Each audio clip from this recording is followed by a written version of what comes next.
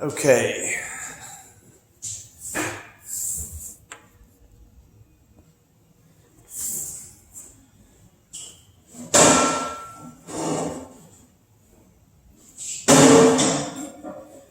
Alright, I think this will work. We're going to do spherical coordinates and cylindrical coordinates. I know it's a day late. Things have been busy. It's virus stuff. We're going to get it figured out. Like I say, a little bit of grace on all sides, I think, is going to help us all out get better.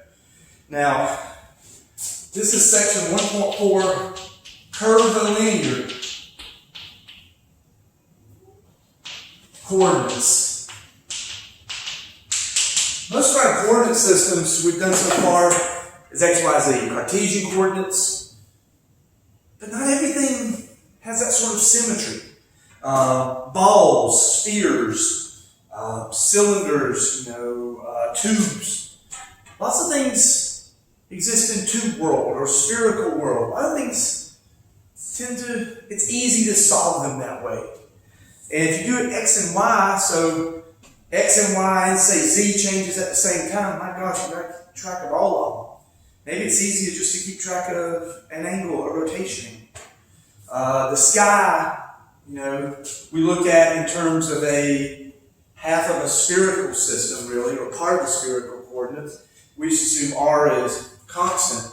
And that's, where the ancients find stuff in the sky, you rotate over a little bit, and then you rotate up. And that's how you find where stars are.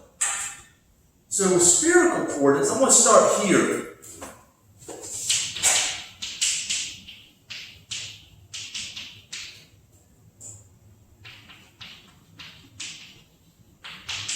Spherical coordinates, basically what you're dealing with, and this is our standard, what we like to think, X, Y, Z system. Let's look at a point in space. Say right here. Now, if I go out to that point in space, out to this point, we're going to call that some R distance. And that's like a radial distance, okay? It's like a radial distance to it. All right? And the book calls this point here P. But to get to that radial distance, what you could do, you could start on this axis. Well, my followers will be doing it. What if we project R downward onto the XY plane? If you do that, you get, say, right here. If you project it on the XY plane, that means if you start out on the x-axis and rotate over to it, you get some angle. And that angle, that rotation over angle, kind of in the XY plane, we're going to call that phi. And then what we'll say, if you take R, that point, and project it onto the Z-axis, look around and try to project it onto the Z-axis here, it would be here, and then you go there. We're going to call that theta. You can also think of that as inclination down. How much does it decline or incline down? We'll call that theta.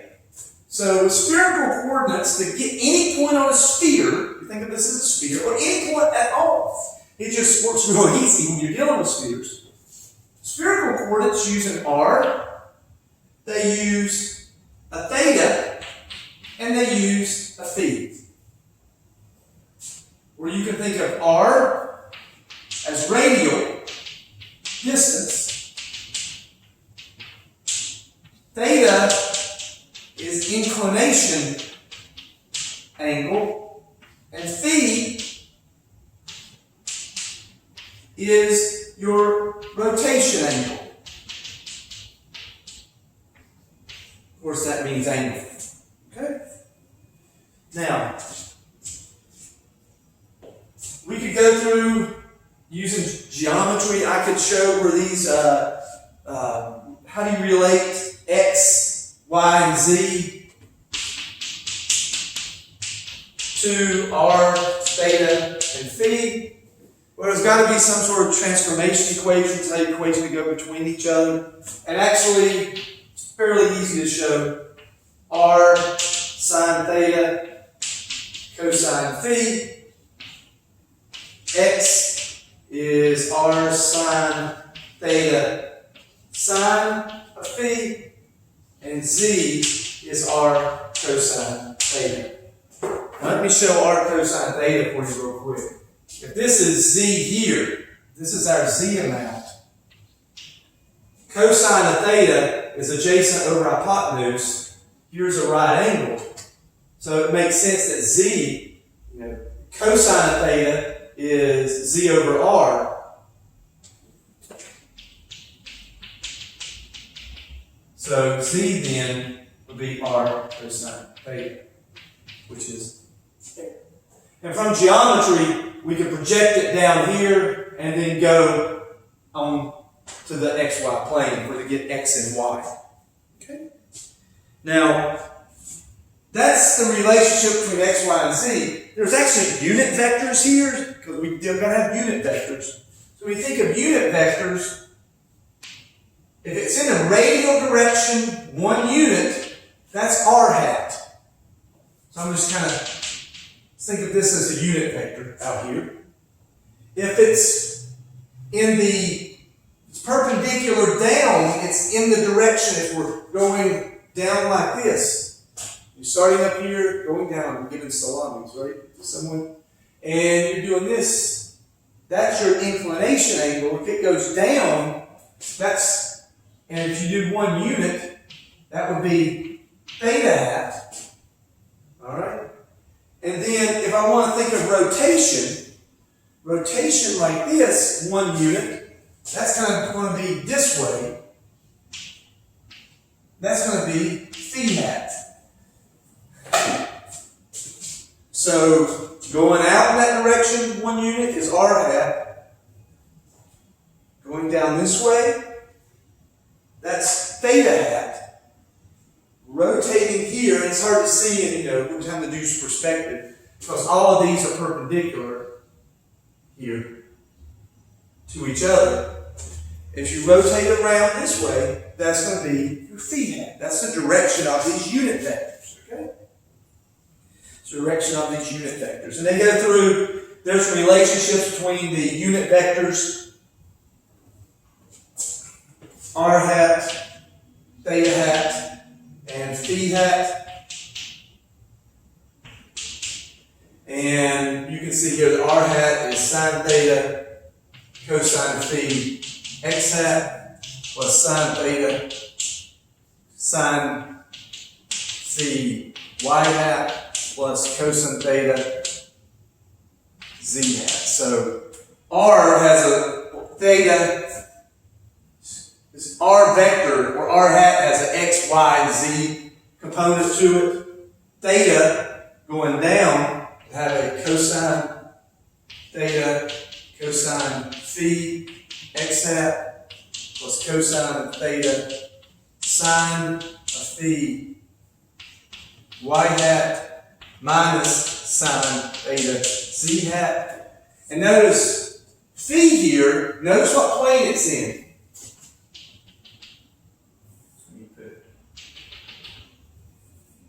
Phi is rotation, is just in the xy plane. So phi hat, that unit vector for it, is just going to be minus sine of phi plus cosine of phi. This is going to be x hat, and that's going to be y hat. So that's our relationships between them. Now, when you're doing spherical coordinates, many times you're dealing with either a volume or a surface area, okay, when you're doing integrals. So I'm going to say to integrate over a volume. If you've had Calc 3, you've seen this, but integrate over a volume, you have to basically think of integrating over a volume as many concentric shells that you have to stack and add up the effects of. So you got to get your rotation, you've got to get your inclination, and that gives you, if you completely rotate 360, and if you incline, you can go from 0 to 180 or 0 to pi in rotation 2 pi.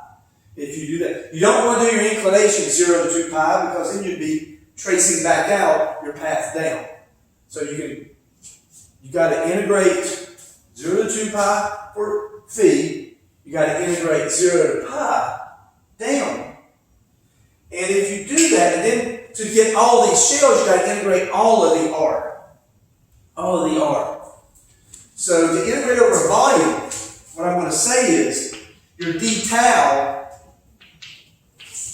which is your differential volume element,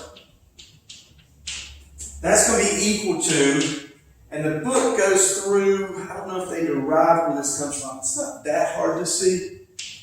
It's r squared sine of theta dr d theta d phi. I think maybe one of the videos may show this. I think from just a perspective of class and work, if you got to integrate a volume, this is what you put for your d tau. This is what you put for your d tau. Example 1.1.3 does this. 1.13, I'm sorry, 1.13 does this. Look at that one. That's something I could put on the test. That's really a lot of something you'd see in Calc 3. Just how do you get equation for volume? They actually derive the equation for volume of a sphere using spherical coordinates. Okay? Now, if you're doing area, like surface area, and we're going to call this a dA vector, surface area, for one, is going to be, and notice with surface area, you're not integrating over dr. You're not doing those spherical shells, concentric shells. You're really just doing your 0 to 2 pi and 0 to pi down for your inclination and your rotation. So for here, your dA, and in this case, we're going to say a dA vector for surface area. That's going to be equal to basically r squared sine of theta d theta d phi r hat. So your surface area, it makes sense, should be the r hat direction perpendicular to that sphere. And volume isn't a vector, so that's why there's no, because you got to integrate them all, you're dot plotting all of them. And so, and also volume is not a vector. Area has a direction, volume has no direction. Okay. They go through a little bit of it. They do in the book, they do the gradient, the divergence, and the curl. The curl in spherical coordinates is maddening almost if you look at it. The Laplacian is getting close to there.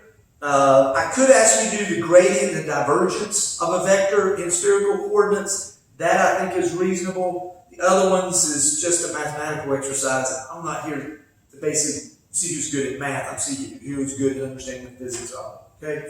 I do a problem with that. Next, I want to go into cylindrical coordinates. Let's look at cylindrical coordinates.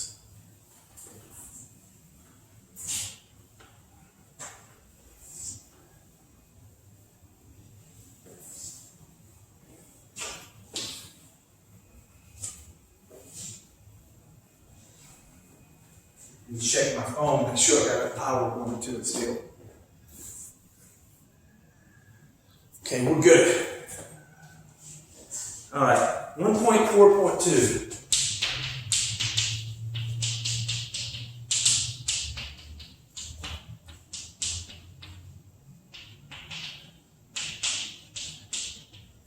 By the way, if this doesn't make sense, you've got to work problems with it. Got to work problems. Watch the videos I put up a little bit. Understanding things in terms of spherical coordinates and cylindrical coordinates is difficult. But if you work problems in it, you can start thinking it. Find a physical object that each represents. When I think of spheres, I think of either a basketball. I think of, like I say, an orange, concentric shells. of something like that. When I think of cylinders, I think tubes, rods, coaxial wire, pipes, barrels. A barrel can be that. So think of where things are physically on something, and it'll hopefully give a little better understanding of what you're trying to find. Okay. Now, cylindrical coordinates, so you got to think in terms of a cylinder, what matters. So for a cylinder, this is our X, this is our Y, this is our Z, which is like a tube. Cylinders tend to be a circle and stacked circles. If I stack a bunch of circles up, if I stack a bunch of circles, I can get a cylinder. So cylindrical coordinates are going to have to basically do polar coordinates, which you know is r and theta, and then a height to it. And we'll use z, since r and theta is going to have like an xy component there. You can see in a 2D plane, you know, x and y, and then r and theta, you know, go out a certain distance, rotate around. And then how high you got them stacked, those circles, that's your z component there. Okay. So that's x, that's y, that's z. Let's go to a point in space. Now, the book uses this one here, and I'll try to draw up something similar to the book. And we're going to call this point here P. And what they do is they project P into the xy plane right here. Then they say this is your rotation angle phi. And if I said theta, I am sorry, the book uses S, not R for it, for distance. A lot of places I've seen it uses R theta Z. This is using S, phi, and Z. It's the same thing. Actually, the phi is symmetric with spherical, because we call this phi as well there. It's just how you get taught it and what you get used to saying actually. All right, so we're going to call this phi. Now, how far you went over, that's going to be your z, how far up it is. So this point on this cylinder, this is like being on the edge of the cylinder. You could get there by going so far out, rotating over, and then so far up. That's your cylinder. So, we're going to call this theta. And if you continue out, let's look at these unit vectors. Well, this would be in the s hat direction, because it's in the s, in this case, s is the radial direction. I'm not a fan of this, but I didn't read the book. Phi is your rotation angle. And then z is a height / length of the cylinder. Or the cylindrical coordinate, you could say. Because when you think of cylindrical coordinates, it's only really useful when you got things that show cylindrical symmetry. Wires, pipes, barrels, stuff like that. And that's really the only time you want to use it. But in a situation where you have things, a solenoid, for example, solenoid ring of wires and stuff, like an inductor, thinking in these coordinate systems makes the calculations easier and can actually make the understanding of what's going on simpler to get. Okay. So that's what we're doing. We're going to say X. So this makes sense. This is S here, and that's an S distance there. Well, your X distance, this would be your X, and then, excuse me, I think that off. This would be your Y here.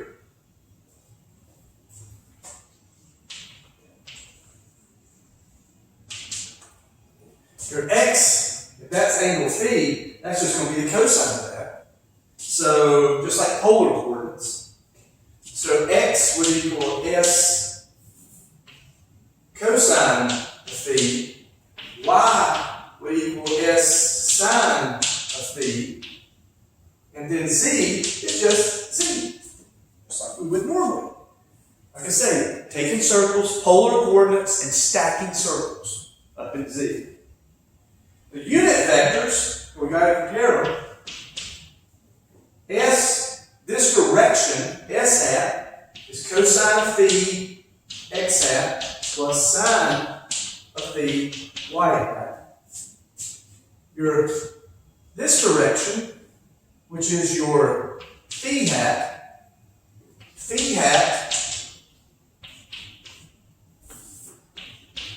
is going to be equal to minus sine phi hat x hat plus cosine of phi y hat.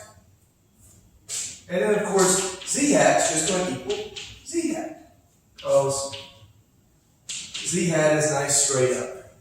I think you can see that perspective there. And that one is perpendicular to both. Trying to keep chalk off my nice navy blue shirt.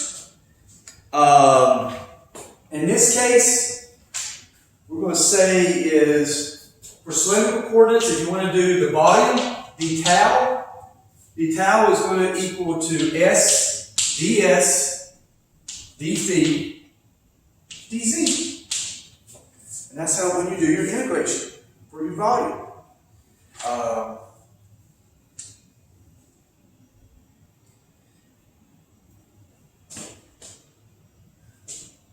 They do the infinitesimal displacements. I didn't do these for the other one. I just kind of multiplied them all together here. What I will say is that S ds, kind of get an idea where this comes from.